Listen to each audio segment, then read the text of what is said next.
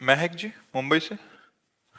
राधे राधे महाराज जी। महाराज जी कहते हैं जो होता है अच्छे के लिए होता है, पर महाराज जी अच्छे लोगों के साथ बुरा और बुरे लोगों के साथ अच्छा होता है, ऐसा क्यों देखा जाता है? हाँ, ऐसा थोड़ी देर के लिए दिखाई दे सकता है। हम आपकी बात मानते हैं। इसलिए दिखाई दे सकता है कि जो बुरा कर्म कर रहा है वो अभी अभी कर रहा है वर्तमान में, लेकिन पीछे उसने जो अच्छा कर्म किया वो इस समय वो उसको फल दे रहा है। तो बुराई में भी वो उन्नति को प्राप्त हो रहा है।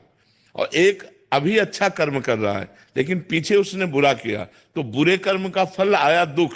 वो अच्छा करते हुए भी दुख भोग रहा है और वो बुरा करते हुए भी सुख भोग रहा है। इसके पीछे उसका प्रारब्ध कर्म है, ना कि वर्तमान। वर्तमान का कर्म तो अच्छा है और अच्छे का फल अच्छा होता है, बुरे का फल बुरा होता है। तो ये वर्तमान का किया हुआ कर्म आगे उसको दंड देगा या आगे उसको सुख देगा। अच्छे कर्म का फल सुख होता है, लेकिन जो हमारा बीता हुआ काल है, भूतकाल है, उसमें जो हमने पाप किए हैं, तो आज हम अच्छे कर्म कर रहे हैं, हमें दुख भोगना पड़ रहा है।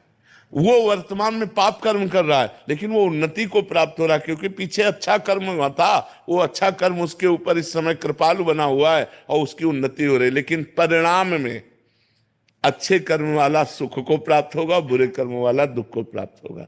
वर्तमान में बदला दिखाई दे सकता है, दृश्य अलग अलग। कि देखो, बुरा कर रहा है, कार में चल रहा है, और धर्म से चल रहा है तो साइकिल भी सही नहीं है।